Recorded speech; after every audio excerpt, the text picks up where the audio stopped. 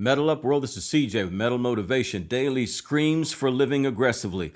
I want to talk to you about dealing with loneliness. Dealing with loneliness.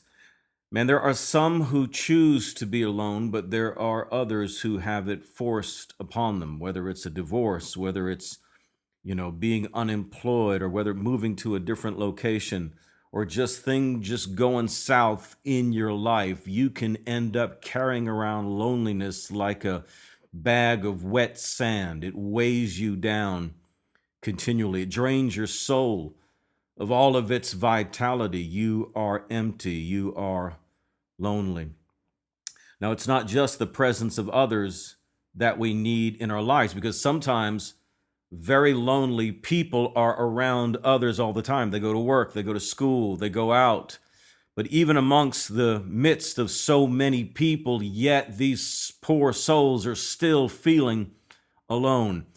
It's not so much people that they need in their lives. It's not just company that they need. It's relationship with purpose. It's relationship with purpose. If you've been through a divorce, if you were married for a long time, then you know exactly what I mean.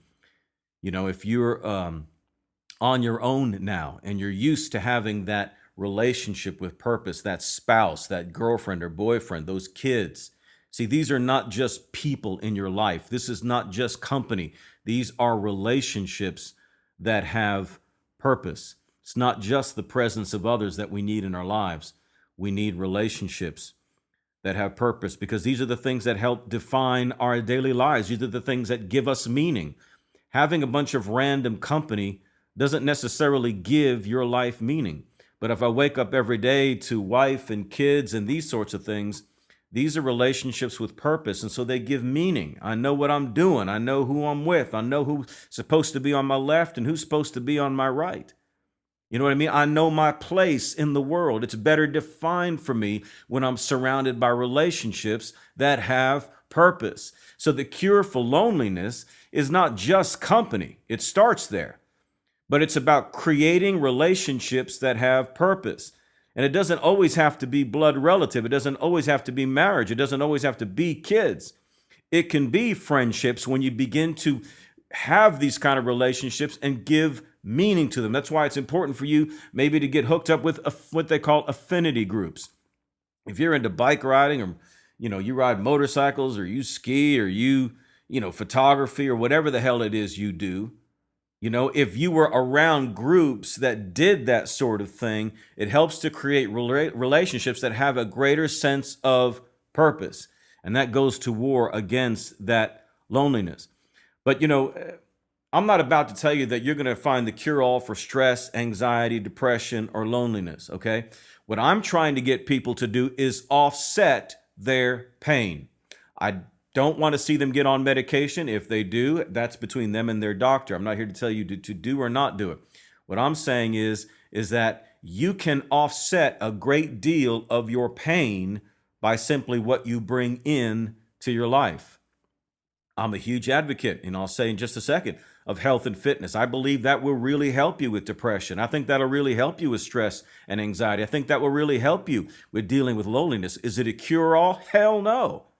Hell no. It doesn't. You're always going to have bouts. The point is we're trying to offset the pain so it's not as bad. Eventually, yeah, I'd love to see you overcome it. Eventually, yeah, I'd love to see you move beyond it. But until then, I'm not promising you the moon, but you can offset a great deal of your pain by what you add into your life and what you commit yourself to. So here's 5 quick steps you can use to start overcoming sadness and loneliness. As I just said, eat and train. Do your best to eat right. You know what I mean? Do some research about what eating right means for you. It's different for other people, but the basics are there. The kind of foods you should be ingesting, how much you should be eating, watching your intake and that sort of thing. Eat right and then start training, start exercising. Make exercise a regular part of your life. But don't just walk, man. You need some good training. You need something that gets your heart rate up, something that really enables you, okay, to start overcoming where you are. Eat and train. More people have changed their lives dramatically just by health and fitness than any other thing. Start engaging more in your existing relationships. That's number two. Start engaging more in your existing relationships, which means don't hold back. Put yourself out there even more. Make yourself enjoy all human engagement. You can do it, man. You can freaking do it. Stop telling yourself you can't. You can do it. Start engaging more, contribute more, say more, serve more, act more. Okay, engage and make the most out of your existing relationships. Number three, crash your own pity party. As soon as you begin to see those sad feelings sneaking in, get up and start saying the opposite to yourself. Be a gatekeeper to your own heart and mind, man. Keep out the bullshit that's keeping you down. The more you think like that, the worse you're going to make it. As I've said before, you're only as sad as you think you are. Okay? Think about that. So crash your own pity party. Number four, begin something new. It could be a project, a degree, public service, whatever. Launch something new and do it again whenever you're able. New things inspire us. New things challenge us. They challenge us to grow.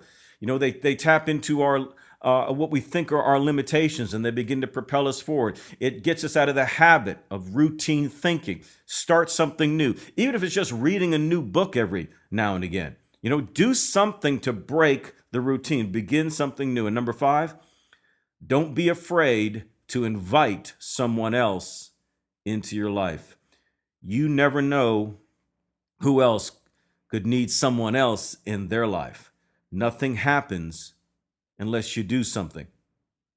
The quickest way to get over loneliness sometimes is to give someone else some company. So don't stay by yourself.